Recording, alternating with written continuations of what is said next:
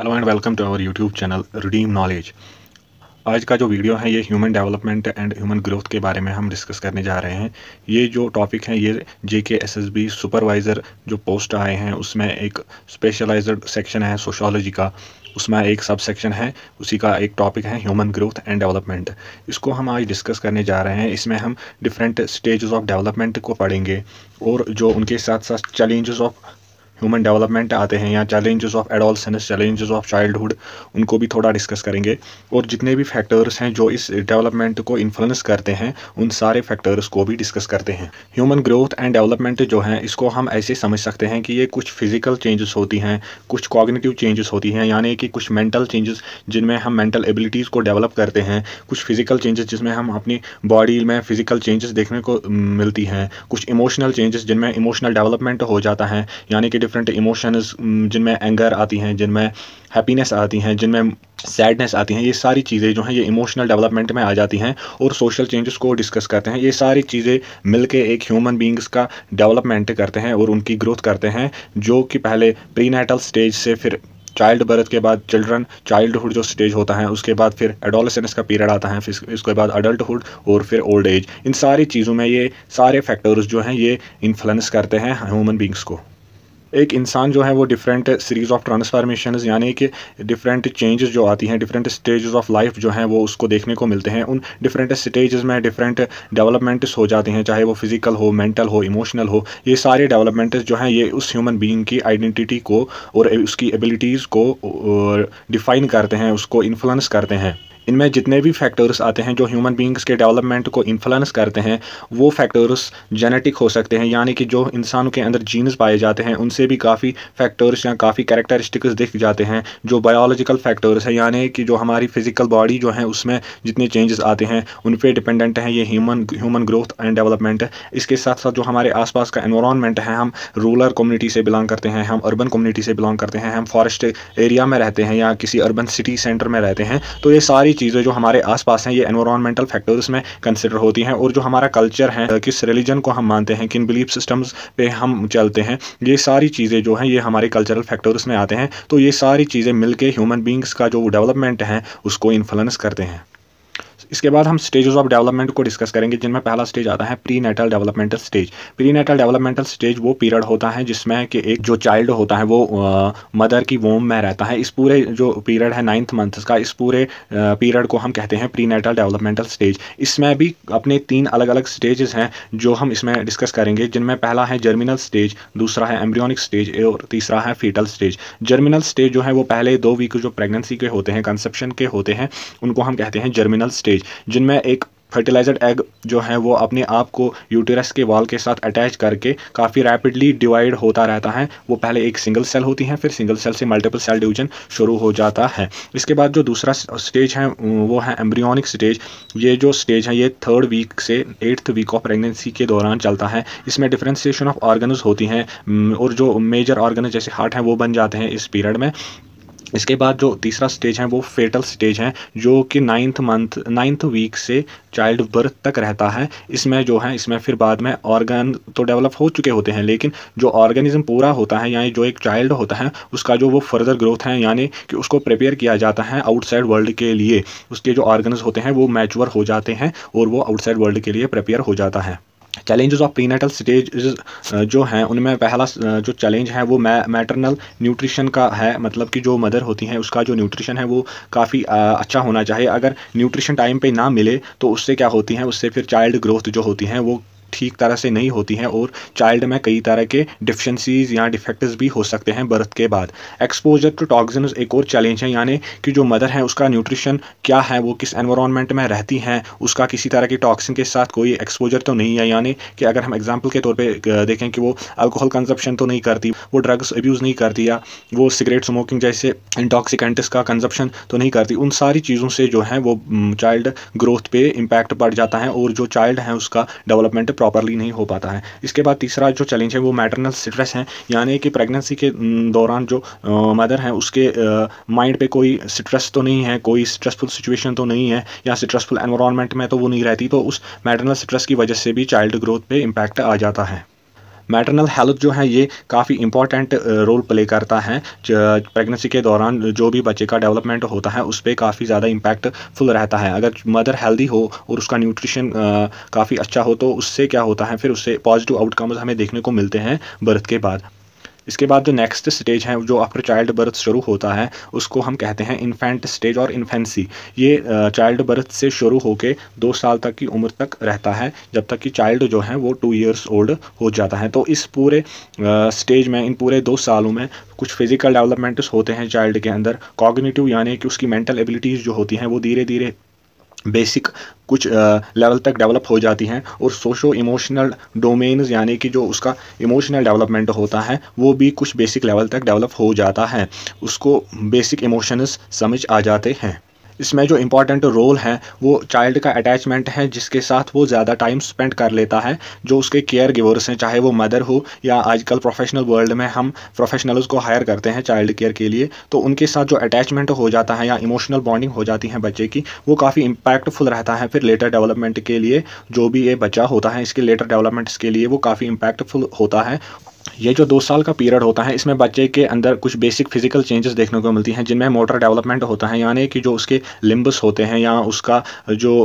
उसके जो हाथ या पैर होते हैं उनमें डेवलपमेंट देखने को मिलता है। वो किस तरह अपनी बॉडी पार्ट्स को मूवमेंट करवाता है, किस तरह बेसिक मूवमेंट उसमें आ जाती हैं, और फिर धीरे धीरे वो क्रॉलिंग करने लगता है, यानी कि अपने हाथों पर चलने की कोशिश करता है। फिर धीरे धीरे वो फिर अपने पैरों पर भी खड़ा हो जाता है और चीज़ों को पकड़ने की सलाहियत भी हो जाती है, उसके अंदर पैदा हो जाती है। ये सारी डेवलपमेंट जो मोटर डेवलपमेंट्स यानी कि जो उसके मोटर न्यूरॉन्स हैं उनका डेवलपमेंट हो जाता है।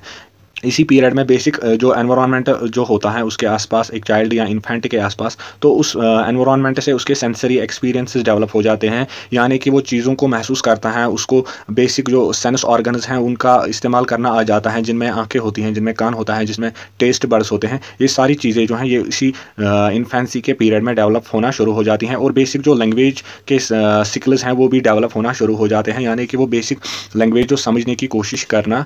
शुरू कर लेता है। इसके बाद जो नेक्स्ट स्टेज है जो 2 साल के बाद शुरू होता है उसको कहते हैं हम अर्ली चाइल्डहुड स्टेज। ये 2 साल से 6 साल तक की उम्र यानी कि 4 साल तक रहता है ये पीरियड अर्ली चाइल्डहुड। इस पीरियड के अंदर जो चाइल्ड होता है उसके अंदर रिफाइनमेंट आ जाता है। जो उसने बेसिक स्किल्स पहले डेवलप की होती हैं पहले 2 सालों में, उनमें रिफाइनमेंट, उनमें निखार आ जाता है, और वो ज़्यादा बेहतर तरीके से इनका इस्तेमाल कर पाता है। जो भी उसके बेसिक मोटर स्किल्स डेवलप हुए हैं या लैंग्वेज बेसिक डेवलप हुई है, उसका बोलचाल जो होता है वो ठीक होने लगता है, वो वर्ड्स को प्रॉपरली प्रोनाउंसिएट कर पाता है। और जो उसके सोशल इंटरेक्शंस होते हैं, चाहे वो घर में पेरेंट्स हो, ग्रैंड पेरेंट्स हो या उसके कजिन्स जो हो, तो उन सारे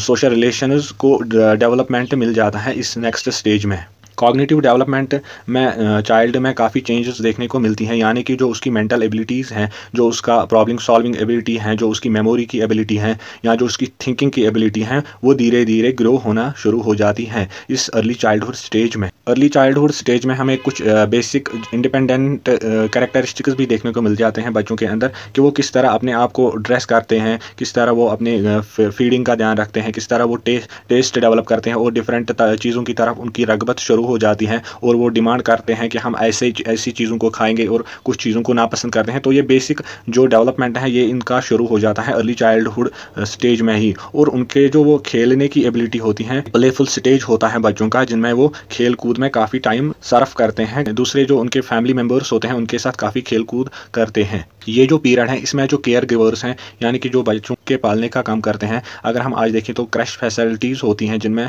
प्रोफेशनल लोग होते हैं, वो बच्चों को पालने का काम करते हैं और उसके बदले कुछ फीस चार्ज करते हैं। जो भी आजकल वर्किंग मदर्स हैं वो ज़्यादातर इन फैसिलिटीज़ का इस्तेमाल करते हैं, पर्टिकुलरली जो हमारी सिटीज़ होती हैं वहाँ पे ये चीज़ें काफ़ी डेवलपमेंट में हैं। तो ये लोग जो हैं केयर गिवर्स या क्रश फैसिलिटीज़ जो हैं ये काफ़ी रोल प्ले करते हैं बच्चों के डेवलपमेंट में। जो उनका बेसिक न्यूट्रिशन है, जो उनके एनवायरमेंटल सेटिंग्स जो हैं जिस माहौल में वो रहेंगे, तो ये सारी चीज़ें जो हैं ये काफ़ी डिपेंड करती हैं इन केयर गिवर्स के ऊपर। और इन बच्चों का जो डेवलपमेंट है वो डायरेक्टली रिलेटेड होता है इन्हीं केयर गिवर्स या क्रैश फैसिलिटीज़ के ऊपर, कि वो किस तरह बच्चों को नर्चर करे, किस तरह वो बच्चों का ध्यान रखे और उनका डेवलपमेंट करे और उनकी लर्निंग एबिलिटीज़ जो हैं उनको बढ़ाए। अर्ली चाइल्डहुड केयर में कुछ सोशल स्किल्स और इमोशनल रेगुलेशंस भी देखने को मिलती हैं बच्चों के अंदर, यानी कि हम पेरेंट्स या जो केयर गिवर्स हैं वो बेसिक सोशल स्किल्स कोशिश करते हैं बच्चों में डेवलप करने की। कुछ ग्रीटिंग्स जो हम सिखाते हैं बच्चों को कि किस तरह पेरेंट्स या अपने से बड़े लोगों को ग्रीट करना चाहिए और किस तरह उनका रेस्पेक्ट करना चाहिए। और इमोशनल रेगुलेशन के बारे में भी बात करते हैं कि किस तरह अपनी इमोशंस को रेगुलेट करना चाहिए। उनको डांट डपट पड़ती हैं गलत चीज़ों के ऊपर और सही चीज़ों के ऊपर उनको अप्रिसिएशन मिलता है, तो इस वजह से उनका इमोशनल रेगुलेशन हो जाता है। उनके इमोशंस जो हैं वो धीरे धीरे रेगुलेट होना शुरू हो जाते हैं। और इसी स्टेज में बच्चे जो हैं वो फ्रेंडशिप जैसे इमोशनल अटैचमेंट्स को भी समझ लेते हैं और उनका जो कोऑपरेटिव प्लेफुल स्टेज होता है ये भी धीरे धीरे डेवलपमेंट में आ जाता है। इसी अर्ली चाइल्डहुड स्टेज में बच्चे जो हैं वो धीरे धीरे सीख लेते हैं कि शेयरिंग कैसे किया जाए अपने फ्रेंड्स के साथ या अपने जो भी उनके रिलेशंस में होते हैं या उनके साथ वो किस तरह वो खेले, किस तरह हर एक का पार्टिसिपेशन वो बनाए, उसका पार्टिसिपेशन का ध्यान रखे, किस तरह सब को एक मौका मिले खेलने में। और जो भी उनके बच्चों के बीच में जो कन्फ्लिक्ट्स हो जाते हैं उनको फिर कैसे रिजॉल्व करें, उनको ये बेसिक अंडरस्टैंडिंग जो है वो शुरू होना होती है। अर्ली चाइल्डहुड स्टेज में ही हमें देखने को मिलता है कि बच्चों के अंदर एक सेल्फ अवेयरनेस या एक एम्पैथी का स्टेज आ जाता है कि वो दूसरे लोगों या दूसरे बच्चों के इमोशंस को समझ पाते हैं। उनके मुश्किलों में उनके फ्रेंड्स जो हैं वो काम आते हैं एक दूसरे के, या जो खेल कूद हैं उसमें वो आपस में खुशियां बांटते हैं। तो ये सारी चीज़ें उनके अंदर एक अवेयरनेस पैदा करती हैं दूसरे लोगों के लिए और एक हमदर्दी का मादा पैदा करती हैं बच्चों के जहन के अंदर, जिस वजह से वो ये सारी चीज़ें जो हैं धीरे धीरे उनके अंदर समा जाती हैं। ये सेल्फ अवेयरनेस या एम्पैथी का जो भी क्वालिटी या कैरेक्टरिस्टिक्स होते हैं, उनके जो खुद के इमोशंस होते हैं या दूसरों के जो इमोशंस होते हैं उनका ध्यान भी रखने को आ जाता है। वो भी उन्हें समझ आता है कि दूसरों के इमोशंस का ध्यान कैसे रखा जाए, जो दूसरे बच्चे हैं या दूसरे बड़े जो हैं उनके इमोशंस का ध्यान कैसे रखा जाए। एक इमोशनल इंटेलिजेंस धीरे धीरे डेवलप होना शुरू हो जाती है। इसके बाद जो पीरियड आता है वो मिडल चाइल्डहुड पीरियड आता है, यानी कि पहले जो अर्ली चाइल्डहुड 2 साल से 4 साल 2 साल से 6 साल तक चला, उसके बाद 6 साल से 12 साल तक का जो पीरियड होता है वो मिडल चाइल्डहुड पीरियड आ जाता है। उसमें जो ये एबिलिटीज़ हैं या जो स्किल्स इन्होंने डेवलप की होती हैं, बेसिक जो एबिलिटीज़ कॉग्निटिव एबिलिटीज़ होती हैं या इमोशनल एबिलिटीज़ होती हैं, ये धीरे धीरे इनमें रिफाइनमेंट आ जाता है, यानी कि ये धीरे धीरे मैच्योरिटी की तरफ आ जाते हैं। इनके जो स्किल्स हैं वो धीरे धीरे बेहतर होने लगते हैं। इनमें नई जो कॉग्निटिव एबिलिटीज़ हैं वो आ जाती हैं और सोशल एक्सपीरियंसेस ये कर लेते हैं, क्योंकि इसी स्टेज में फिर ये धीरे धीरे सोसाइटी में भी आ जाते हैं। यानी कि पर्टिकुलरली जो वो स्कूलिंग का स्टेज होता है वो मिडल चाइल्डहुड से ही शुरू हो जाता है, तो इससे सोशल स्किल्स जो हैं जो डेवलप होना शुरू हो जाते हैं। और फिजिकल ग्रोथ जो है वो इस मिडल चाइल्डहुड में थोड़ी स्लो हो जाती है, लेकिन एडोलसेंस में वो फिर रैपिडली चेंज होना शुरू हो जाते हैं। मिडल चाइल्डहुड में वो फिजिकल ग्रोथ जो है वो थोड़ी स्लो हो जाती है, लेकिन कॉग्निटिव डेवलपमेंट जो मेंटल डेवलपमेंट है, जो मेंटल ग्रोथ है वो स्लो नहीं होती, वो अपनी प्रोग्रेस में रहती है। बच्चों के अंदर ज़्यादा से ज़्यादा प्रोफिशेंसी आ जाती हैं, उनमें ज़्यादा सलाहियतें निखार के आ जाती हैं और उनमें नई एबिलिटीज़ जो हैं लैंग्वेज सीखने की, रीजनिंग एबिलिटीज़ आ जाती हैं और प्रॉब्लम सॉल्विंग एबिलिटीज़ भी आ जाती हैं। स्कूल्स जो हैं स्कूल्स इसी स्टेज में एक मेजर रोल जो है वो प्ले करते हैं, क्योंकि बच्चों का जो स्कूलिंग का स्टेज होता है वो इसी मिडल चाइल्डहुड स्टेज में ही शुरू हो जाता है, यानी कि 6 साल के बाद वो स्कूलों में आ जाते हैं। तो उनमें एकेडमिक लर्निंग यानी कि जो पढ़ने की जो सलाहियत होती हैं, पढ़ने लिखने की, वो धीरे धीरे डेवलप हो जाती हैं। सोशल इंटरेक्शन दूसरे बच्चों के साथ या टीचर्स के साथ रहने से उनके अंदर सोशल इंटरेक्शंस पैदा होती हैं कि किस तरह दूसरों के साथ हमें इंटरेक्ट करना चाहिए। सोशल स्किल्स जो हैं वो डेवलप होना शुरू हो जाती हैं और खुद की जो पर्सनैलिटी डेवलपमेंट है वो भी इसी स्टेज में शुरू हो जाती हैं। अपने आप को डेवलपमेंट या अपने आप को धीरे धीरे बेहतर करने की कोशिश करते हैं। डिसिप्लिन की जो क्वालिटी है वो भी बच्चों के अंदर धीरे धीरे आ जाती हैं टीचर्स के द्वारा। इस स्टेज में बच्चे जो हैं वो थोड़ा इंडिपेंडेंट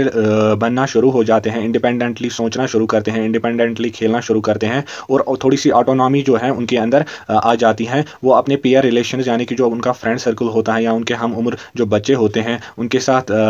खेलते रहते हैं, उनके साथ टाइम स्पेंड करते हैं या उनके साथ स्कूलों में काफ़ी टाइम स्पेंड करते हैं, तो उनके अंदर एक पीयर रिलेशनशिप डेवलप हो जाता है। एकेडमिक अचीवमेंट्स की तरफ उनका तवज्जो आ जाता है कि किस तरह हमें एकेडमिकली अपने आप को बेहतर करना है, किस तरह हमें अपनी ग्रेड्स को अच्छा करना है। एक क्लास से दूसरी क्लास में जब आ जाते हैं तो उनके एकेडमिक अचीवमेंट जो हैं वो धीरे धीरे बढ़ना शुरू हो जाते हैं और उनका जो आइडेंटिटी ऑफ सेल्फ हो जाता है, क्योंकि स्कूलों में ही उनकी अप्रिसिएशन आ जाती है। अगर वो बेहतर परफॉर्म करे तो उनसे उनका सेल्फ का डेवलपमेंट जो है, खुद की जो एक डेवलपमेंट होती है, अपना जो सेल्फ आइडेंटिटी है वो धीरे धीरे डेवलप होना शुरू हो जाती है। उनका जो एक खुद ही का जो एक तस्वुर है वो धीरे धीरे उनके अंदर आ जाता है। इसी स्टेज के अंदर जो चाहे स्कूलों में या घरों में या हमारे जो सोसाइटी हैं, ओवरऑल जो सोसाइटी है, इसी स्टेज के अंदर बच्चों के अंदर सोशल नॉर्म्स और वैल्यूज़ का जो मादा होता है वो डेवलप होना शुरू हो जाता है, क्योंकि वो धीरे धीरे सोसाइटी को ऑब्जर्व करना शुरू करते हैं, या धीरे धीरे जो बिलीफ सिस्टम है वो उनके पेरेंट्स के थ्रू उनके अंदर आ जाता है, या उनके टीचर्स या उनकी सोसाइटी जो ओवरऑल सोसाइटी है पूरी सोसाइटी के थ्रू उनके अंदर आ जाती है, और एक वो बिलीफ सिस्टम डेवलप होने लगता है। नॉर्म्स और वैल्यूज़ जो है सोसाइटी के वो उनके अंदर आने शुरू हो जाते हैं। इसके बाद जो एक और स्टेज है वो एडोलसेंस पीरियड है। एडोलसेंस काफ़ी क्रिटिकल पीरियड है, ये 12 ईयर्स के बाद शुरू होता है, लगभग 18-19 ईयर्स तक रहता है, यानी कि जो टीन एज होती है बच्चों के अंदर वो एडोलसेंस पीरियड कहलाती है। ये पीरियड जो है ये काफ़ी ट्रांजिशनल होता है, इसमें काफ़ी नई चेंजेस आती हैं बच्चों के अंदर, जिनमें फिजिकल चेंजेस, काफ़ी बॉडीली चेंजेस जो हैं, बायोलॉजिकल चेंजेस वो आ जाती हैं, कॉग्निटिव या मेंटल एबिलिटीज़ जो हैं वो धीरे धीरे उनके अंदर काफ़ी डेवलप होना शुरू हो जाती हैं, काफ़ी मैच्योर होना शुरू हो जाती हैं। सोशो इमोशनल चेंजेस यानी कि उनके अंदर इमोशनल चेंजेस शुरू होना होती है। और ट्रांजिशन पीरियड जो है वो चाइल्डहुड और अडल्टहुड के बीच का जो होता है वो यही एडोलसेंस होती है, यानी कि हम बच्चे से बड़े कब तक जो बनेंगे वो बीच का जो वो पीरियड होता है एडोलसेंस ही कहलाता है। और वही जो पीरियड है उसमें काफ़ी ज़्यादा चेंजेस देखने को मिलती हैं एक इंडिविजुअल के अंदर या एक चाइल्ड के अंदर। इसी स्टेज में बच्चों के अंदर मॉरल और इथिकल जो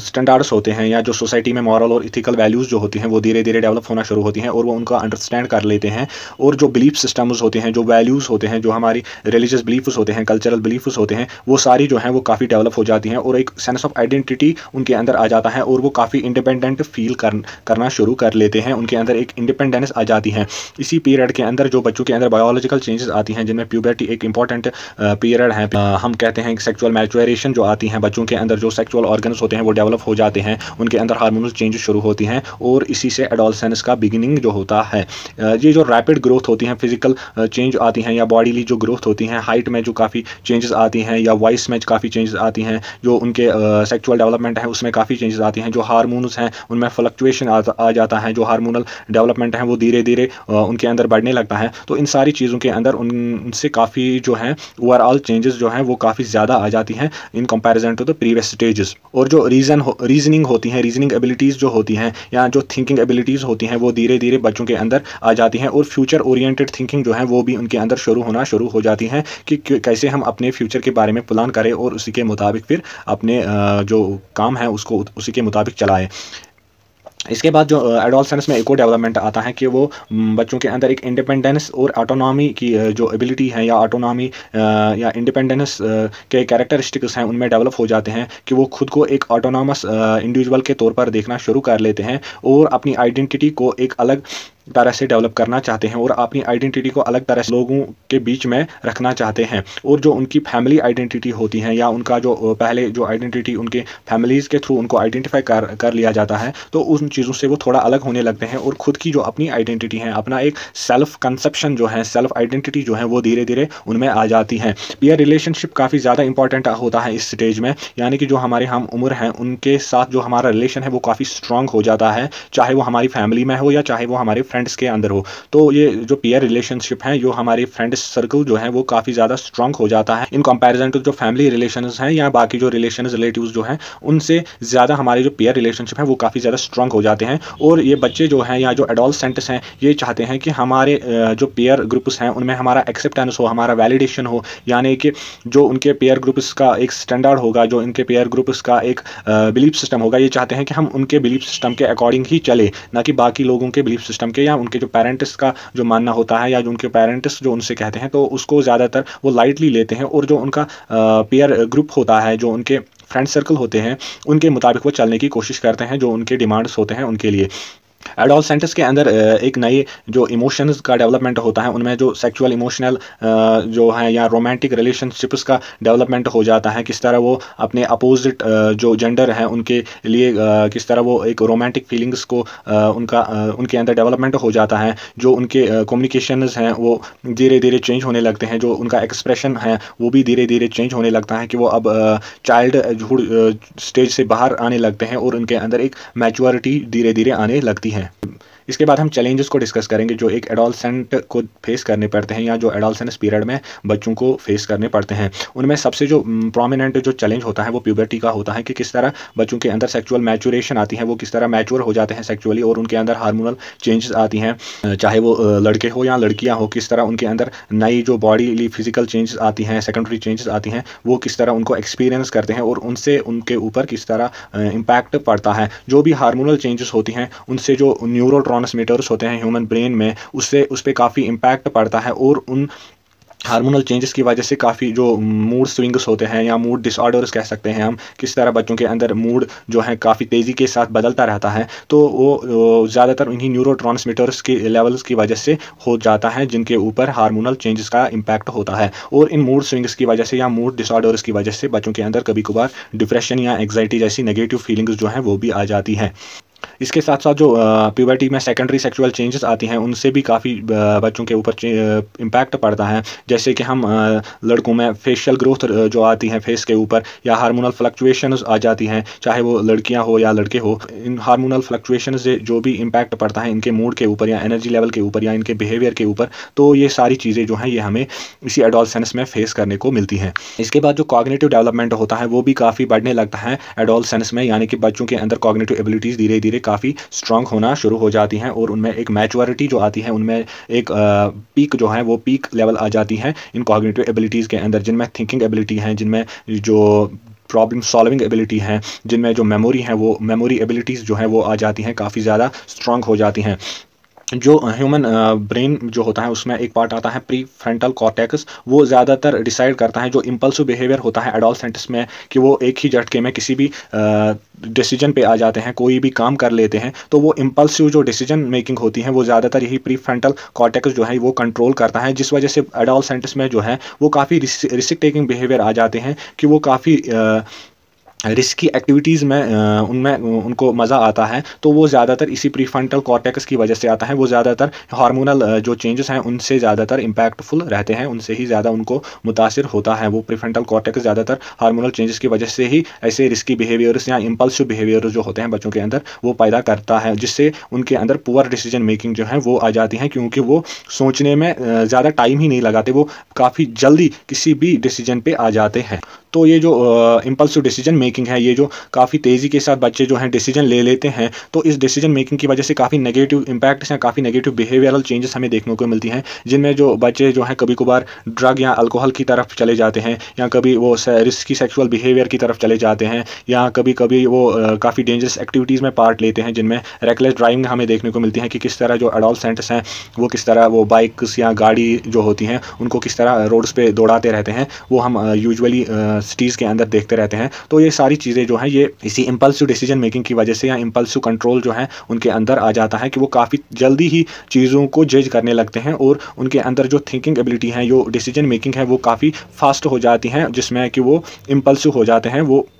ज़्यादा सोचने में टाइम नहीं लगाते, काफ़ी जल्दी ही किसी डिसीजन पे आ जाते हैं। इसके बाद जो सोशल चैलेंजेस हैं जो एडोलसेंट्स को फेस करने पड़ते हैं, वो ज़्यादातर उनकी जो इंडिपेंडेंस और ऑटोनॉमी है उसके लिए आ जाते हैं, कि वो किस तरह अपने आप को इंडिपेंडेंट इंडिपेंडेंस और ऑटोनॉमी की तरफ खुद को लाना चाहते हैं, और किस तरह जो उनके फैमिलीज़ हैं या उनके जो एल्डर्स हैं वो उनके ऊपर प्रेशर बनाते हैं कि आपको हमारी ही बातों को मानना है, आपको अपनी नहीं चलानी है, अपनी जो खुद की जो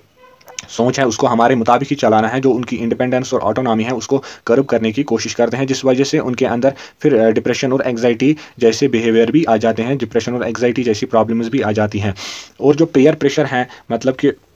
जो भी उनके पेयर ग्रुप्स हैं जिनमें वो ज़्यादातर रहते हैं, जिनके साथ उनका ज़्यादा टाइम स्पेंड होता है, तो उनके दौरान भी काफ़ी जो है काफ़ी बिहेवियर्स जो हैं वो उनसे डिमांड करते हैं कि आप इस तरह हमारे साथ बिहेव करो या हमारे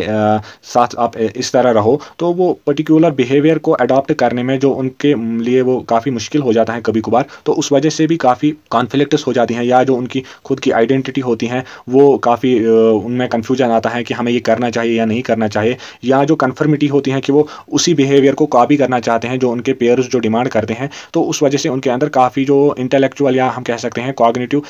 चेंजेस आती हैं और उनमें काफ़ी मेंटल कन्फ्यूजन रहता है और मेंटल डिसऑर्डर्स हो जाते हैं। और ये जो ट्रांजिशनल स्टेज एडोलसेंस का होता है, इसमें जो बच्चे के अंदर चाइल्डहुड से अडल्टहुड की चेंज आती है, ये जो जर्नी होती है काफ़ी लंबी 9-10 सालों की, तो इस सारे टाइम में जो है नई रेस्पॉन्सिबिलिटीज़ और नई एक्सपेक्टेशंस जो है वो बच्चे के ऊपर ला दी जाती हैं कि उसके पेरेंट्स या उसके फ्रेंड्स या उसके रिलेटिव जो भी होते हैं वो नए नए उसके साथ एक्सपेक्टेशंस रखते हैं कि किस तरह आपको इन चीज़ों में एक्सेल करना है, किस तरह आपको ऐसे ऐसे करना है। तो वो उस बिहेवियर को कंफर्म करने के लिए कई बार जो बच्चे होते हैं वो काफ़ी ज़्यादा स्ट्रेस में आ जाते हैं। उनके ऊपर एकेडमिक प्रेशर बनाते हैं कि आपको ऐसे ऐसे एकेडमिकली परफॉर्म करना है, इतने ग्रेड्स आने चाहिए, ऐसे कॉलेज में सिलेक्शन होनी चाहिए, इतने नंबरात आने चाहिए। तो ये सारी चीज़ें जो हैं ये बच्चों के ऊपर काफ़ी प्रेशर बनाती है और उनके हेल्थ के ऊपर भी कई बार नेगेटिव इम्पैक्ट डालती हैं और जो उनका फ्यूचर है उसके बारे में काफ़ी ज़्यादा प्रेशराइज उनको करते हैं कि आपको ऐसे करना है, आपको हमारे ही मुताबिक चलना है। तो ये धीरे धीरे बच्चों के अंदर एक फुल सिचुएशन जो है उनके अंदर उनको स्ट्रेसफुल सिचुएशन में कई बार डाल देते हैं, जिस वजह से उनके अंदर काफ़ी नेगेटिव इम्पैक्ट्स देखने को मिलते हैं, जिनमें डिप्रेशन और एंग्जाइटी भी काफ़ी ज़्यादा देखने को मिलती है।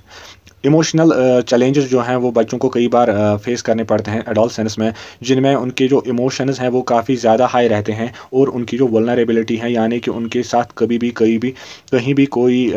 उनका गलत इस्तेमाल करवाता है, उनसे गलत चीज़ें करवाता है, क्योंकि वो इमोशनली काफ़ी अनस्टेबल होते हैं। उनके अंदर कोई इमोशनल बिहेवियर जो है वो ज़्यादा स्ट्रांग नहीं रहता है, वो काफ़ी ज़्यादा जल्दी ही बहक जाते हैं। कहीं भी कोई भी उनको किसी तरह उकसाए तो वो उसमें ज़्यादा जल्दी ही बहक जाते हैं। उनमें इमोशनल इंटेलिजेंस जो है वो काफ़ी स्ट्रांग नहीं होती, जिस वजह से कई बार जो एडोलसेंट्स हैं वो काफ़ी गलतियां भी कर लेते हैं और कई बार एक्सीडेंट्स भी हो जाते हैं, कहीं कोई सिचुएशन पैदा होती है जिस वजह से बाकी लोगों को भी या पेरेंट्स को भी उनके रिपरकशन जो है वो फेस करने पड़ते हैं, क्योंकि बच्चे जो हैं वो एडोलसेंस में इमोशनली काफ़ी वल्नरेबल रहते हैं, उनका कहीं भी गलत इस्तेमाल करवाया जा सकता है। और इस एडोलसेंस पीरियड में ही बच्चों को लोनलीनेस, आइसोलेशन और सेल्फ डाउट जैसे नेगेटिव फीलिंग्स से भी गुजरना पड़ता है, क्योंकि वो ज़्यादातर अपनी जो इमोशनल उनके अंदर इमोशनल चेंजेस आती हैं, हार्मोनल चेंजेस आती हैं या बिहेवियरल चेंजेस आती हैं, वो ज़्यादातर अपने एल्डर्स या पेरेंट्स के साथ उसको शेयर नहीं कर पाते हैं। तो जिस वजह से उनको एक लोनलीनेस या आइसोलेशन फील होती है, क्योंकि जो एडोलसेंस के पहले तक का पीरियड होता है वो ज़्यादातर बच्चे जो हैं काफ़ी खुल के रहते हैं अपने पेरेंट्स के साथ या अपने ग्रैंड पेरेंट्स के साथ या अपने फ्रेंड्स के साथ, रिलेटिव्स के साथ। लेकिन जो ही वो एडोलसेंस में चले आते हैं, उनके अंदर जो बायोलॉजिकल और बिहेवियरल और हार्मोनल सेक्सुअल चेंजेस आती हैं, उस वजह से वो खुद को फिर अलग रखना चाहते हैं और वो ज़्यादा एक्सप्रेसिव ना रह के खुद को आइसोलेट समझते हैं और उनके अंदर लोनलीनेस या सेल्फ डाउट जैसी फीलिंग्स आ जाती हैं और वो खुद का जो सेल्फ आइडेंटिटी है, खुद का जो सेल्फ कंस्ट्रक्शन है, उसके ऊपर ज़्यादा ध्यान देते हैं कि हम किस तरह अपनी खुद की एक आइडेंटिटी बनाए और जो हमारा बिहेवियर है वो किस तरह हम इंडिविजुअली ऑटोनॉमस और इंडिपेंडेंट बनाए, किस तरह हम इंडिपेंडेंट डिसीजन मेकिंग करें। आइडेंटिटी डेवलपमेंट भी इसी एडोलसेंस पीरियड में होता है और वो भी काफ़ी चैलेंजिंग रहता है बच्चों के लिए कि हमें खुद की एक आइडेंटिटी बनानी है। वो खुद के ऊपर ही क्वेश्चन करते हैं कि हम कौन हैं, हमारी आइडेंटिटी क्या है, हमारी सेल्फ वर्थ क्या है, हमारा जो वैल्यू है वो सोसाइटी में क्या है, हमने क्या अचीव किया है, हमें आगे जाके क्या अचीव करना है। तो ये सारी चीज़ें जो हैं ये बच्चों के अंदर क्वेश्चन करना शुरू कर लेते हैं खुद के लिए। तो इस वजह से उनके अंदर एक आइडेंटिटी क्राइसिस भी रहती है कि हमें आगे जाके अचीव क्या करना है, हमें आगे जाके फ्यूचर में क्या बनना है। तो इस वजह से एक आइडेंटिटी डेवलपमेंट का कन्फ्यूजन भी रहता है कि हमें आगे जाके किस रोल को अचीव करना है, किस रोल में खुद को लाना है। और इसी पीरियड में वो काफ़ी नए नए जो रोल्स हैं उनको इमिटेट करना शुरू कर लेते हैं, खुद के अंदर काफ़ी जो रोल मॉडल्स हैं उनको कॉपी करना चाहते हैं और उनके जैसा बनना चाहते हैं, जिनमें रोल मॉडल्स में वो फ्रेंड्स भी हो सकते हैं, वो टीचर्स भी हो सकते हैं या वो पेरेंट्स भी हो सकते हैं। तो ये सारी जो हैं या कोई इंटेलेक्चुअल पर्सनैलिटी हो सकती हैं या कोई स्टार हो सकता है, सुपरस्टार हो सकते हैं। तो इन सारे लोगों के लिए वो एक रोल मॉडल वो उनके लिए बन जाते हैं बच्चों के लिए, ये सारे लोग। तो वो खुद को उन रोल मॉडल के जैसा ही बनाना चाहते हैं, जिस वजह से वो खुद के अंदर बिहेवियरल चेंजेस पैदा करना शुरू कर लेते हैं। और कई कई बार ये जो इनके अंदर बिहेवियरल चेंजेस आती हैं, इस वजह से उनके अंदर एक कॉन्फ्लिक्ट आ जाता है। जो उनका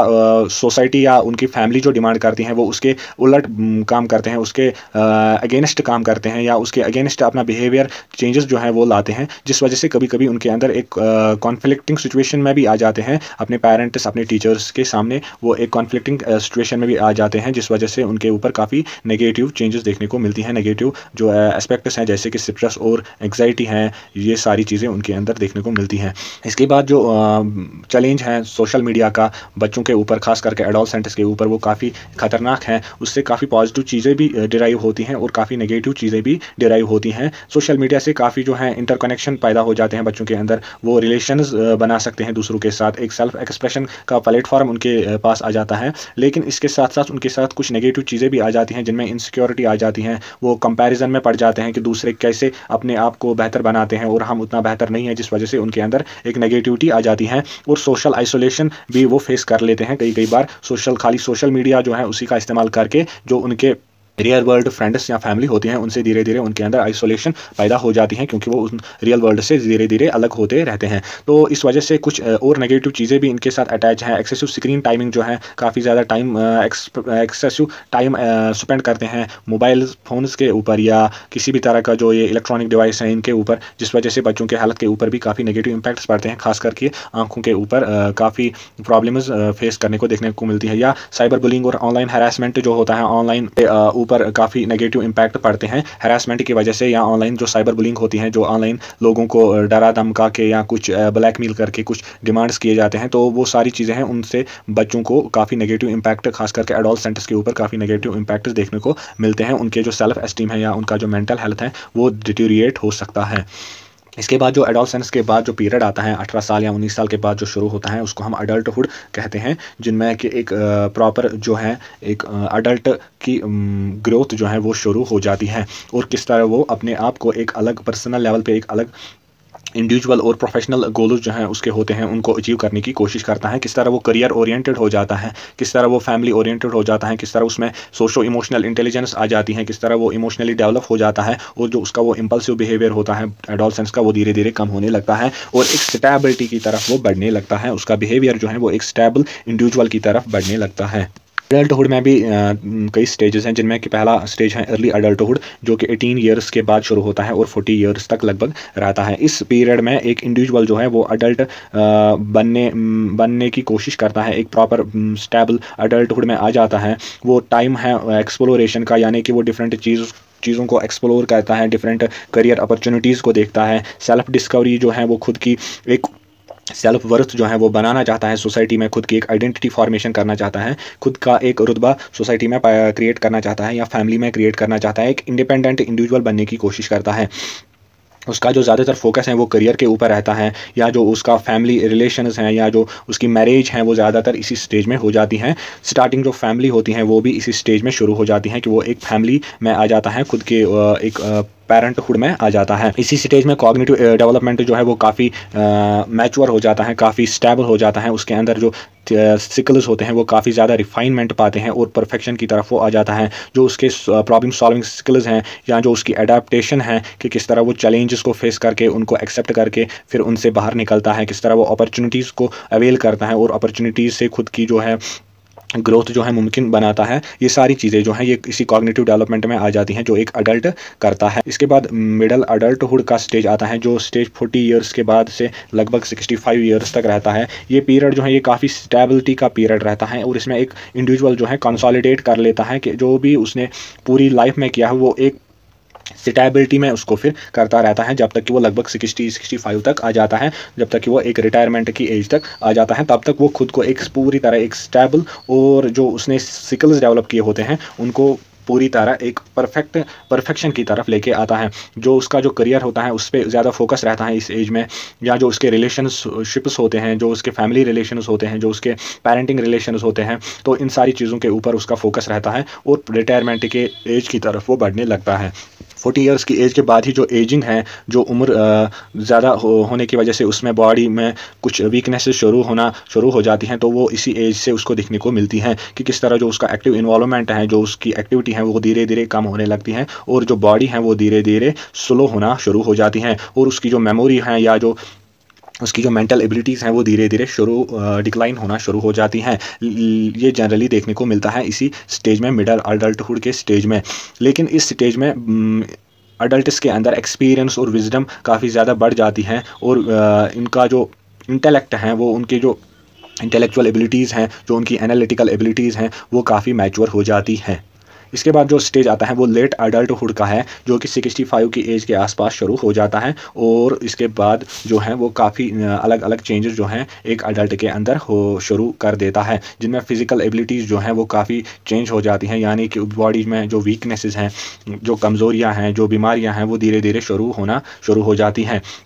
और जो उसकी मेंटल एबिलिटीज़ हैं, जो उसका मेमोरी पावर होता है, जो उसकी कॉग्निटिव एबिलिटीज़ होती हैं, वो धीरे धीरे घटने लगती हैं और उसकी जो उसमें इमोशनल चेंजेस शुरू हो जाती हैं, वो इमोशनली वीक होने लगता है, उसको आइसोलेशन फेस करनी पड़ती है। तो इन सारी चीज़ों का इम्पैक्ट फिर लेटर अडल्टहुड में देखने को मिलता है। इस जो एजिंग और रिटायरमेंट का टाइम होता है वो इसी लेट अडल्टहुड में आ जाता है, जिसमें कि एक अडल्ट जो है वो काफ़ी ज़्यादा फ्री टाइम में चला जाता है, जिसके पास एक काफ़ी अच्छा फ्री टाइम होता है और उस फ्री टाइम की वजह से कई बार वो एग्जाइटी या आइसोलेशन का शिकार भी हो जाता है अगर वो कुछ प्रोडक्टिव काम में ना रहे। तो इस वजह से उसके अंदर इस लेटर अडल्टहुड में उसके अंदर फिज़िकल हेल्थ जो है वो काफ़ी कम डिक्लाइन होने लगता है। उसकी जो मोबिलिटी है, वो जो उसकी चलने की एबिलिटीज़ हैं, वो धीरे धीरे स्लो होना शुरू हो जाती हैं और वो कम खेल कूद कर पाता है। जो उसकी बॉडी स्ट्रेंथ है, मसल स्ट्रेंथ है, वो धीरे धीरे कम होने लगती हैं। जो उसके सेंसरी परसेप्शंस हैं, जो सेंसरी ऑर्गन्स हैं, वो धीरे धीरे फिर उनकी जो एबिलिटीज़ हैं वो धीरे धीरे घटने लगती हैं। मेमोरी पावर जो है वो कम होने लगता है, अटेंशन जो है वो धीरे धीरे वीक होने लगता है, उसका जो अटेंटिव बिहेवियर है वो धीरे धीरे ख़त्म होने लगता है और जो उसकी एग्जीक्यूशन है वो भी काफ़ी स्लो हो जाती है, वो चीज़ों को काफ़ी धीरे करने लगता है। उसके अंदर जो वो एक एनर्जी लेवल है वो काफ़ी घट जाती है और मेंटल एबिलिटीज़ भी धीरे धीरे वीक होने लगती हैं, मेमोरी पावर भी काफ़ी कमज़ोर होने लगता है। ये जो लेट अडल्टहुड का स्टेज होता है, इसमें ज़्यादातर इनएक्टिविटी अडल्ट्स के अंदर देखने को मिलती है, जिस वजह से उनके अंदर जो सोशल कनेक्शंस हैं वो काफ़ी ज़्यादा स्ट्रांग हो जाते हैं। जो उनके जो पीयर ग्रुप्स होते हैं, जो उनके हम उम्र होते हैं, वो ज़्यादातर उन्हीं के साथ टाइम स्पेंड करना पसंद करते हैं। जो भी लेजर एक्टिविटीज़ हैं, जो उन्होंने हॉबीज़ डेवलप की होती हैं, वो उन हॉबीज़ की तरफ काफ़ी ज़्यादा तवज्जो देने लगते हैं। कई बार कई लोगों को हॉबी में ट्रैवलिंग पसंद होती है, वो ट्रैवल करना शुरू करते हैं। कई बार किसी इंडिविजुअल को पेंटिंग जैसी हॉबीज़ पसंद होती हैं, वो पेंटिंग करना शुरू कर लेता है। तो ऐसी कई हॉबीज़ जो हैं वो इंसानों के अंदर धीरे धीरे डेवलपमेंट में आ जाती हैं, क्योंकि फ्री टाइम जो है वो काफ़ी ज़्यादा आ जाता है अडल्ट्स के अंदर। वो काफ़ी ज़्यादा फ्री रहते हैं रिटायरमेंट की वजह से, फिर वो काफ़ी फ्री रहते हैं, जिस वजह से वो हॉबीज़ को ज़्यादा या लेजर एक्टिविटीज़ को काफ़ी ज़्यादा पसंद करते हैं। उनके सोशल रिलेशन जो हैं, जिनमें उनकी फैमिली आती हैं, जिनमें उनके ग्रैंड चिल्ड्रन आते हैं, जिनमें उनके रिलेटिव्स आते हैं, तो उनके साथ उनको टाइम स्पेंड करना काफ़ी अच्छा लगता है और वो काफ़ी जो है वो इमोशनली काफ़ी अटैच हो जाते हैं उन सब के साथ। इसके बाद जो फैक्टर्स हैं उनको डिस्कस करने वाले हैं हम। जो फैक्टर्स ग्रोथ और डेवलपमेंट पे इम्पैक्ट डालते हैं, उन फैक्टर्स को हम आगे डिस्कस करने वाले हैं, जिनमें पहले फैक्टर जो है वो पहला है बायोलॉजिकल फैक्टर्स। बायोलॉजिकल फैक्टर्स में भी काफ़ी सब फैक्टर्स हैं, जिनमें पहले जेनेटिक्स या जीन्स आते हैं। जो भी ह्यूमन बींग्स में सेल्स होते हैं उनमें जीन्स पाए जाते हैं। जिन जीन्स में जेनेटिक इन्फॉर्मेशन स्टोर रहती हैं, जो पेरेंट से चिल्ड्रन में आ जाती हैं, और उन जेनेटिक इन्फॉर्मेशन की वजह से बच्चों में धीरे धीरे डिफरेंट जो एबिलिटीज़ हैं, डिफरेंट जो क्वालिटीज़ हैं, कैरेक्टरिस्टिक्स हैं, वो देखने को मिलती हैं, जो उन्होंने अपने पेरेंट से ली होती हैं। और वो एबिलिटीज़ जो हैं वो काफ़ी ज़्यादा उनके ग्रोथ और डेवलपमेंट पे काफ़ी इम्पैक्ट करते हैं। कई बार जो हैं जीन्स जो हैं वो कई बार कुछ जेनेटिक डिजीज़ डिसऑर्डर्स भी आगे कैरी करते हैं, जो फिर बाद में बच्चों के अंदर देखने को पाए जाते हैं, या कई बार काफ़ी अच्छी क्वालिटीज़ भी जेनेटिकली बच्चों के अंदर ट्रांसमिट हो जाती हैं। इसी तरह जो बायोलॉजिकल फैक्टर दूसरा है वो हार्मोन्स हैं। जो हार्मोनल डेवलपमेंट हो जाता है इंसानों के अंदर, या हम कह सकते हैं एडोलसेंट्स के अंदर, और उस हार्मोनल चेंजेस जो हैं, उन हार्मोनल चेंजेस की वजह से ह्यूमन बींग्स में जो ग्रोथ और डेवलपमेंट है उस पर काफ़ी इम्पैक्ट रहता है, और जो उनका मेंटल या कॉग्निटिव एबिलिटीज़ जो हैं वो काफ़ी चेंज उनमें देखने को मिलती हैं। अगर हम एग्जाम्पल के तौर पर देखें, हार्मोनल इम्बैलेंसेस जो होती हैं उनसे काफ़ी नेगेटिव इम्पैक्ट पड़ते हैं इंसानों के अंदर, पर्टिकुलरली जो वुमेन है। आजकल जो मॉडर्न वर्ल्ड में वुमेन में ज़्यादातर PCOD जैसे डिसऑर्डर्स देखने को मिलते हैं, जिस वजह से जो उनकी रिप्रोडक्टिव हेल्थ है वो काफ़ी डिटेरिएट हो जाती हैं और टाइम पे जो है कंसेप्शन नहीं हो पाता है, जिस वजह से काफ़ी ज़्यादा परेशानी और एंग्जाइटी उनको फेस करने को मिलती है। इसके साथ जो तीसरा हमारा बायोलॉजिकल फैक्टर है वो न्यूट्रिशन है। न्यूट्रिशन जो हम कहते हैं, जो भी हम खान पान करते हैं, खाने पीने की जो चीज़ें हैं, उनमें जो भी ये न्यूट्रिएंट्स पाए जाते हैं उनसे काफ़ी ह्यूमन डेवलपमेंट पे असर पड़ता है, जिनमें प्रोटीन इनटेक जो है वो काफ़ी कंट्रीब्यूट करता है ह्यूमन बॉडी के डेवलपमेंट के लिए। कार्बोहाइड्रेट्स जो है वो काफ़ी इंपॉर्टेंट फैक्टर्स हैं। फैट्स, विटामिन और मिनरल्स जो है या माइक्रो न्यूट्रिएंट्स जो हम फूड से डिराइव करते हैं वो काफ़ी ज़्यादा इंपैक्ट रखते हैं ह्यूमन बॉडी की ग्रोथ और डेवलपमेंट के ऊपर। अगर मेल न्यूट्रिशन का एग्जांपल लें तो मेल न्यूट्रिशन है, इससे बच्चों में ज़्यादातर जो बॉडी डेवलपमेंट है वो प्रॉपरली नहीं हो पाता है और जिस वजह से उनमें काफ़ी डिसेबिलिटीज़ पैदा हो सकती हैं। अगर हम एग्जाम्पल के तौर पर देखें, जो आयरन डिफिशेंसी है उससे एनीमिया हो जाता है, वो ज़्यादातर जो वुमेन कम्युनिटी है, वुमेन फोक जो है, उनमें देखने को मिलता है कि एनीमिया का जो रेशो है, एनीमिया की जो परसेंटेज है वो काफ़ी ज़्यादा है in comparison to the world. अगर हम इंडिया की बात करें तो एनीमिया जो है वो काफ़ी ज़्यादा देखने को मिलता है वुमेन के अंदर। जो साइकोलॉजिकल फैक्टर्स हैं उनको हम डिस्कस करेंगे। साइकोलॉजिकल फैक्टर्स जो ज़्यादातर हम हमारे ब्रेन के रिलेटेड, हमारे माइंड के रिलेटेड हैं, जिनमें कॉग्निटिव डेवलपमेंट है, जो हमारी थिंकिंग एबिलिटीज़ हैं, जो हमारी रीजनिंग एबिलिटीज़ हैं, किस तरह हम प्रॉब्लम्स को सॉल्व करते हैं या किस तरह हम चीज़ों को याद रखते हैं, ये सारे जो हैं ये कॉग्निटिव डेवलपमेंट में आ जाते हैं। जो भी हमारा जेनेटिक मटीरियल है, जो हमारे जीन्स हैं या जो हमारा एनवायरनमेंट है, ये सारी चीज़ें जो हैं ये हमारे कॉग्निटिव डेवलपमेंट पे काफ़ी असर रखते हैं। अगर हम सही माहौल में ना रहें तो हमारी जो मेंटल एबिलिटीज़ हैं वो काफ़ी ख़राब हो जाएंगी, जिस वजह से हमारा जो फिर लेटर डेवलपमेंट्स हैं वो भी काफ़ी इम्पैक्ट उन पे आ जाएगा। इसके बाद जो हमारा साइकोलॉजिकल फैक्टर है वो इमोशनल डेवलपमेंट्स हैं। जो भी इंसानों के अंदर इमोशंस पाए जाते हैं, जैसे कि हम एंगर को देखें, जैसे कि हम हैप्पीनेस को देखें, जैसे कि हम सैडनेस को देखें, तो ये कई सारे जो इमोशंस हैं ये ह्यूमन बींग्स के डेवलपमेंट पे काफ़ी असर रखते हैं। इमोशनल डेवलपमेंट जो है ये इनमें ज़्यादातर हम देखते हैं कि कैसे इमोशंस को रेगुलेट किया जाए, कैसे कई इमोशंस जो हैं वो जो ह्यूमन बींग्स के लिए अच्छे होते हैं उनको कैसे बढ़ावा दिया जाए, और जो नेगेटिविटीज़ हैं, जो नेगेटिव बिहेवियर्स हैं, उनको कैसे कम किया जाए, और पॉजिटिव बिहेवियर जो है उनको कैसे बढ़ाया जाए, जिनमें एम्पैथी जैसे बिहेवियर आते हैं, सोशल रिलेशंस को कैसे बढ़ावा जाए। तो इन सारी चीज़ों से ह्यूमन बींग्स का जो इमोशनल डेवलपमेंट है वो काफ़ी मुतासर होता है इन चीज़ों की वजह से। अगर पॉजिटिव इमोशंस को हम अडॉप्ट करें तो उनसे पॉजिटिव डेवलपमेंट्स देखने को मिलेंगी। अगर नेगेटिव इमोशंस को अडॉप्ट करें, जिनमें डिप्रेशन, एग्जाइटी, सैडनेस या नेगेटिव थिंकिंग जो है वो ज़्यादातर हमारे बिहेवियर को या हमारे ह्यूमन डेवलपमेंट को काफ़ी नेगेटिवली इम्पैक्ट करती हैं। एक कंसेप्ट जो है हमने पहले भी पढ़ा, जो चाइल्ड्स के अंदर ज़्यादातर इम्पैक्टफुल रहता है कि वो अपने जो केयर गिवर्स हैं, जो अपने पेरेंट्स हैं, जो उनकी देखभाल करते हैं, उनसे वो ज़्यादातर इम्पैक्टफुल रहते हैं, उनसे वो काफ़ी इमोशनली अटैचड रहते हैं, जिस वजह से जो उनकी जो पेरेंटिंग की स्टाइल है, जो उनका बिहेवियर है बच्चों के लिए, तो वो ज़्यादातर उन पे इम्पैक्ट करता है। या जो फैमिली डायनामिक्स हैं कि किस फैमिली में कैसा जो पेरेंट्स का रिलेशन है वो कैसा है आपस में। अगर किसी फैमिली में कोई तनाव जैसी सिचुएशन हो या पेरेंट्स की आपस में नहीं बनती हो तो उस वजह से फिर इनडायरेक्टली बच्चों पर भी नेगेटिव इम्पैक्ट्स देखने को मिलते हैं। या जो कल्चरल नॉर्म्स हैं उनसे भी बच्चों पर काफ़ी इम्पैक्ट्स देखने को मिलते हैं। जो भी किसी सोसाइटी में कल्चर है वो कल्चर भी बच्चों के ऊपर काफ़ी असरात जो है वो डालता है। इसके बाद जो हमारे फैक्टर्स ऑफ ग्रोथ और डेवलपमेंट में आते हैं वो सोशल फैक्टर्स हैं कि किस तरह जो हमारा समाज है, जिनमें फैमिली है, जिनमें रिलीजियस इंस्टीट्यूशंस हैं, जिनमें पॉलिटिकल इंस्टीट्यूशंस हैं, ये सारे जो हमारी सोसाइटी में प्रेजेंट हैं, किस तरह ये ह्यूमन बींग्स के डेवलपमेंट के ऊपर इम्पैक्ट्स या असरात जो हैं वो डालते हैं। जिनमें फैमिली डायनामिक सबसे इंपॉर्टेंट है कि फैमिली में कैसे रिलेशंस हैं आपके पेरेंट्स के साथ, या पेरेंटिंग स्टाइल जो है, जो आपकी देखभाल करते हैं, चाहे वो पेरेंट्स हो, चाहे वो कोई क्रश फैसिलिटी हो, ये जो भी आपके बच्चों की देखभाल करता है तो उसका इम्पैक्ट डायरेक्टली फिर उनमें देखने को मिलता है। या जो भी आपके रिलेशंस हैं, चाहे वो फ्रेंड्स के साथ रिलेशंस हो, चाहे वो फैमिली के साथ रिलेशंस हो, तो ये सारे रिलेशन जो हैं ये ह्यूमन बींग्स के एनवायरनमेंट में कंसिडर किए जाते हैं और ये ह्यूमन बींग्स की डेवलपमेंट या बच्चों के डेवलपमेंट में काफ़ी ज़्यादा इम्पैक्टफुल रहते हैं। अगर एक सपोर्टिव फैमिली हो जो बच्चों को सपोर्ट करती हो, हर वक्त जो उनके साथ खड़ी होती हो, हर इशू को उनके साथ रिजॉल्व करती हो, तो वो सपोर्टिव फैमिली जो है वो बच्चों के ऊपर काफ़ी पॉजिटिव इम्पैक्ट्स रखते हैं और वो बच्चों को काफ़ी अच्छा डेवलपमेंट भी कर पाते हैं। अगर नेगेटिव फैमिली नेगेटिविटी हो या एडवर्स जो एक्सपीरियंसेस हो वो बच्चों को फेस करने पड़े, फैमिली की तरफ से ज़्यादा सपोर्ट ना मिले, तो बच्चों को जो है वो ज़्यादातर इमोशनली वो काफ़ी वीक हो जाते हैं और वो प्रॉब्लम्स को काफ़ी अच्छी तरह से हैंडल नहीं कर पाते हैं। उनमें जो सोशल आइसोलेशन है वो ज़्यादातर देखने को मिलती है, और जिस वजह से वो फिर नेगेटिव बिहेवियर्स को भी अडॉप्ट कर लेते हैं, जिनमें एंग्जाइटी, स्ट्रेस या क्रिमिनल एक्टिविटीज़ जो आती हैं बच्चों के अंदर, या क्रिमिनल बिहेवियर जो आता है, वो सारी जो बिहेवियर्स हैं वो इसी वजह से आते हैं, क्योंकि उनको नेग्लेक्ट किया होता है, उनके अंदर पॉजिटिव जो कैरेक्टरिस्टिक्स नहीं डाले होते हैं, और उनकी जो भी इश्यूज़ या प्रॉब्लम्स होती हैं उनमें उनके फैमिली या उनके फ्रेंड्स ज़्यादातर साथ नहीं देते हैं, जिस वजह से वो फिर एक नेगलेक्टिंग सिचुएशन में आ जाते हैं और वो नेगेटिव बिहेवियर्स की तरफ आ जाते हैं, जिनमें कि स्मोकिंग, अल्कोहल कंजप्शन या ड्रग एब्यूज जैसे नेगेटिव जो बिहेवियर्स हैं उनकी तरफ वो राग़िब हो जाते हैं। इसके बाद जो हमारा सोशल फैक्टर है, पीयर रिलेशनशिप के, जो भी हमारे उम्र के या हम उम्र के लोग हैं जिनके साथ हम ज़्यादातर टाइम स्पेंड करते हैं, तो उनके साथ जो रिलेशनशिप है वो काफ़ी ज़्यादा इम्पैक्ट रखता है हमारे बिहेवियर के ऊपर या हमारे डेवलपमेंट के ऊपर, हमारी मेंटल या फिजिकल एबिलिटीज़ के ऊपर, चाहे चाइल्ड हो या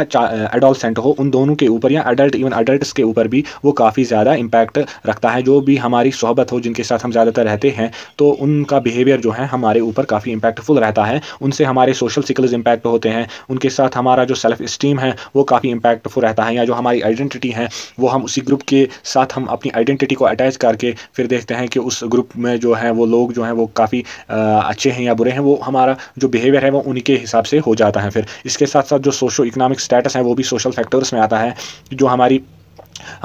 पास जो रिसोर्सेज अवेलेबल हैं, रिसोर्सेज का एक्सेस है, या जो हमारे पास इनकम है वो इनकम कितनी है, और उस इनकम की वजह से भी कई बार जो हमारी एजुकेशन है वो सफ़र करती हैं। अगर अच्छी इनकम ना हो, जो हेल्थ फैसिलिटीज़ हैं वो हम टाइम पे नहीं ले पाते हैं, या जो न्यूट्रिशन है, मेल न्यूट्रिशन ज़्यादातर गरीबों में देखा जाता है, गरीब बच्चों में देखा जाता है, या एजुकेशनल बैकवर्डनेस या हेल्थ केयर फैसिलिटीज़ का कम होना वो भी गरीबों में ज़्यादातर देखने को मिलता है। इस वजह से जो हमारा रिसोर्स एक्सेस है, जो हमारी आमदन है, जो हमारी इनकम है, वो भी काफ़ी ज़्यादा इम्पैक्टफुल रहती है हमारे ग्रोथ और डेवलपमेंट के ऊपर।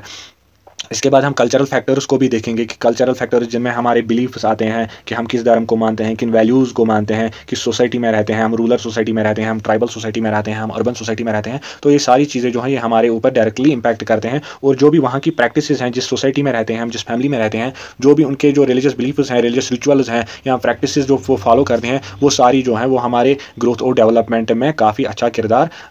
निभाती हैं, वो काफ़ी अच्छा इम्पैक्ट हमारे बिहेवियर के ऊपर, हमारे डेवलपमेंट के ऊपर डालती हैं। और जो भी ये कल्चरल नॉर्म्स हैं, जिनमें हमारी एजुकेशन है, जिनमें हमारे फैमिली वैल्यूज़ हैं, जो जेंडर रोल्स हम घर में सीखते हैं या सोसाइटी में सीखते हैं। अगर हम एग्जांपल के तौर पे देखें, जो गर्ल चाइल्ड होती हैं वो ज़्यादातर अपनी मदर को जो है इमिटेट करने की कोशिश करती हैं, जो उसका मदर का बिहेवियर होता है, जो उसकी मदर की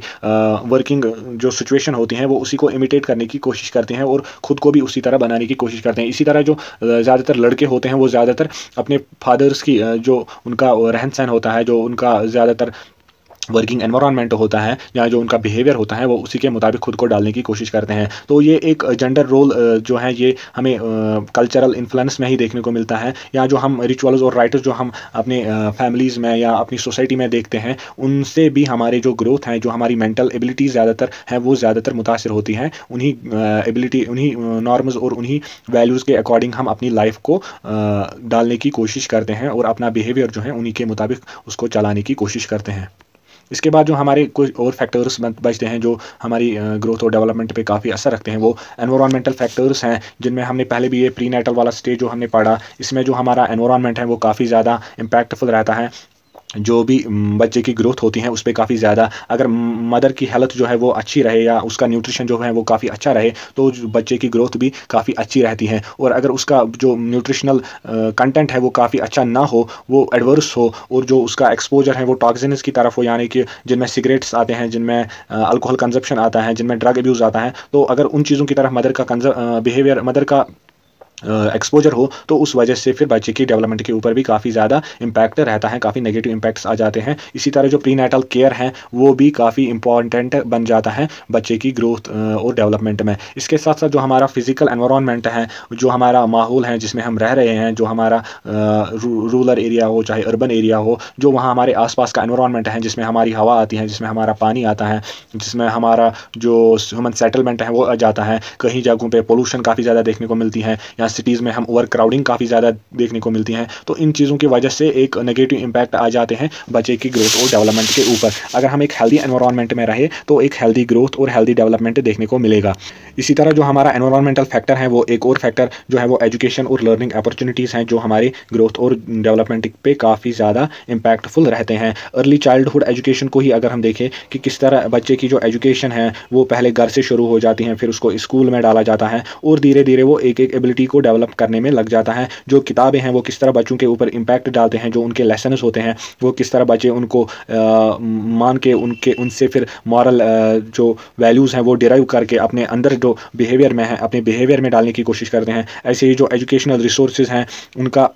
सही टाइम पे मुहैया होना, बच्चों को रिसोर्सेज की एक्सेस मिलना और जो सपोर्टिव लर्निंग है उससे भी काफ़ी ज़्यादा इम्पैक्ट आते हैं बच्चों की ग्रोथ और डेवलपमेंट के ऊपर। अगर स्कूल में जो टीचर्स हैं, जो वहाँ के पीयर ग्रुप्स हैं, जो उनके फ्रेंड्स हैं, अगर वो सपोर्टिव हो, अगर वो बच्चों के लिए काफ़ी सपोर्टिव रोल प्ले करते हो, उनको काफ़ी ज़्यादा सपोर्ट करते हो, उनकी एडवर्स सिचुएशंस में उनको सपोर्ट करते हो, उनकी प्रॉब्लम सॉल्विंग में उनकी हेल्प करते हो, तो उस वजह से बच्चों के अंदर काफ़ी अच्छी एबिलिटीज़ देखने को मिलती हैं। और अगर ये इसके बरक्स हो, इसके उलट हो, अगेंस्ट हो, तो बच्चों के अंदर काफ़ी जो है ये ग्रोथ जो है ये ज़्यादा देखने को मिलती नहीं है और उनकी जो मेंटल एबिलिटीज़ हैं, प्रॉब्लम सॉल्विंग एबिलिटीज़ हैं, वो भी काफ़ी ज़्यादा घट जाती हैं। इसी के साथ साथ जो हमारा एनवायरमेंटल फैक्टर आ जाता है वो टेक्नोलॉजी और मीडिया है, जो आजकल मॉडर्न वर्ल्ड में काफ़ी इंपॉर्टेंट रोल जो है प्ले करते हैं। टेक्नोलॉजी में ज़्यादातर हम इस डिजिटल टेक्नोलॉजी को देखें या मीडिया एक्सपोजर जो है, जो हम ज़्यादातर मोबाइल फ़ोन्स या टीवीज़ के थ्रू जो हम मीडिया एक्सपोजर ले लेते हैं, तो उस वजह से बच्चों की या एडोलसेंट्स के ऊपर भी काफ़ी ज़्यादा इम्पैक्ट आ जाता है। जो वो एक्सेसिव स्क्रीन टाइमिंग जो है वो बच्चे कंज्यूम करते हैं, काफ़ी ज़्यादा टाइम जो है स्पेंड करते हैं डिजिटल मीडिया पे या सोशल मीडिया पे या सोशल नेटवर्किंग पे, तो उस वजह से बच्चों के बिहेवियर के ऊपर भी काफ़ी या उनके सोचने की एबिलिटीज़ जो हैं वो काफ़ी ज़्यादा मुतासर होती हैं और उनका बिहेवियर भी काफ़ी ज़्यादा मुतासर होता है। अगर उनका एक्सपोजर गलत कंटेंट की तरफ जाए, गलत चीज़ों की तरफ जाए, तो उस वजह से उनमें वो गलत चीज़ों का इम्पैक्ट हो वो काफ़ी ज़्यादा देखने को मिलता है, जिस वजह से उनका जो कॉग्निटिव एबिलिटीज़ हैं, जो उनकी सोचने की एबिलिटीज़ हैं, प्रॉब्लम सॉल्विंग एबिलिटीज़ हैं या सोशल स्किल्स हैं, सोशल बिहेवियर, वो काफ़ी ज़्यादा इंपैक्टफुल हो जाता है, उस पर काफ़ी ज़्यादा नेगेटिव इंपैक्ट्स पड़ जाते हैं अगर वो गलत चीज़ों को कंज्यूम करे। इसके बाद जो हमारे इंडिविजुअल फैक्टर्स हम डिस्कस करेंगे जो ह्यूमन ग्रोथ और डेवलपमेंट पे काफ़ी ज़्यादा इंपैक्ट रखते हैं, जिनमें इंडिविजुअल फैक्टर्स में पहले आती हैं हेल्थ जो है, ह्यूमन हेल्थ जो है, इंडिविजुअल हेल्थ जो है वो काफ़ी ज़्यादा इंपैक्ट रखती है हमारी ग्रोथ के ऊपर। अगर हमारा हेल्थ सही नहीं हो, अगर हम सही चीज़ें ना खाते हो, सही चीज़ों को कंज्यूम ना करे हो, तो उस वजह से जो हमारा हेल्थ है वो डिटीरियोरेट हो जाता है और हमारे अंदर क्रॉनिक इलनेसेस पैदा हो सकती हैं, काफ़ी डिसेबिलिटीज़ पैदा हो सकती हैं। कई बार जो है इलिटरेसी की वजह से काफ़ी बच्चों में पोलियो जैसी डिसेबिलिटीज़ पैदा हुई हैं, क्योंकि उन्होंने या उनके पेरेंट्स ने उनको टाइम पे वैक्सीनेशन नहीं लगवाई होती हैं। तो ये सारी चीज़ें जो हैं ये हेल्थ इंडिविजुअल फैक्टर्स बन जाती हैं फिर उस इंडिविजुअल की ग्रोथ और डेवलपमेंट में। इस वजह से फिर उसका जो डेवलपमेंट है वो काफ़ी डिले हो जाता है या कई बार वो पूरी लाइफ डिसेबिलिटी का शिकार हो जाता है, जिस वजह से वो प्रॉपरली चीज़ों को एक्सप्लोर नहीं कर पाता है और प्रॉपरली जो अपॉर्चुनिटीज़ हैं उनको अवेल नहीं कर पाता है। इसके बाद जो हमारा इंडिविजुअल फैक्टर है वो टेम्परामेंट है। टेम्परामेंट हम एक इंडिविजुअल के ओवरऑल बिहेवियर को कंसिडर करते हैं, जिसमें उसकी लेवल ऑफ एक्टिविटी जो है वो कितना एक्टिव रहता है, वो कितना डल रहता है, या जो उसकी लेवल ऑफ अडेप्टेबिलिटी है वो चीज़ों को कितनी जल्दी अडाप्ट कर लेता है या उसकी अलग अलग सिचुएशंस में खुद को कैसे डाल लेता है और उन सिचुएशंस या चैलेंजेस को फेस करके फिर उनसे बाहर आता है। तो ये सारी चीज़ें या उसका जो मूड होता है, जो बिहेवियर होता है, सारी चीज़ें जो हैं ये इसके टेम्परामेंट में कंसिडर की जाती हैं और ये सारी चीज़ें जो हैं ये सारी चीज़ें उसके मेंटल ग्रोथ और एबिलिटीज़ पे काफ़ी ज़्यादा इम्पैक्टफुल रहती हैं। इसके बाद जो हमारा इंडिविजुअल फैक्टर, जो आखिरी इंडिविजुअल फैक्टर है वो रेजिलियंस है, कि किस तरह हम सपोर्टिव रिलेशंस को ज़्यादा फ़रोग दे, किस तरह जो हमारी फैमिली है या हमारे टीचर जो हैं या हमारे फ्रेंड्स जो हैं वो किस तरह बच्चों के ऊपर एक सपोर्टिव रोल प्ले कर सकते हैं, कि किस तरह वो बच्चों को हर जगह सपोर्ट करें, हर डिफ़िकल्टी में सपोर्ट करें और कोपिंग स्किल्स जो हैं उनके अंदर कोपिंग एबिलिटीज़ जो हैं वो प्रॉब्लम सॉल्विंग एबिलिटीज़ जो हैं उनके अंदर पैदा करें, कि वो अलग अलग डिफ़िकल्ट सिचुएशंस में कैसे कोप अप करें और उनसे बाहर आए और उनको एबिलिटीज़ जो हैं उनके अंदर पैदा हो, जिससे कि वो डिफरेंट सिचुएशंस को सॉल्व कर सके, डिफरेंट चैलेंजेस को सॉल्व कर सके और उनके अंदर पॉजिटिव सेल्फ एस्टीम कैसे डेवलप हो, किस तरह वो खुद को एक इंडिपेंडेंट और काफ़ी बेहतर इंडिविजुअल बनाए, काफ़ी अच्छा इंडिविजुअल बनाए सोसाइटी के अंदर। ये सारी चीज़ें जो हैं ये रेजिलियंस के अंदर आती हैं, कि किस तरह वो खुद को इन सोसाइटीज़ के अकॉर्डिंग अपने आप को अडाप्ट करे और इन सोशल स्किल्स को कैसे वो खुद के अंदर डेवलप करे। ये सारी चीज़ें जो हैं ये इंडिविजुअल फैक्टर्स में आ जाती हैं। अगर आपको ये वीडियो अच्छी लगी या जो ये कंटेंट है ये काफ़ी अच्छा लगा, काफ़ी सपोर्टिव रहा, तो हमारे जो चैनल है इसको शेयर और सब्सक्राइब कीजिए और इन वीडियोज़ को ज़्यादा से ज़्यादा दूसरे स्टूडेंट्स तक पहुँचाएँ।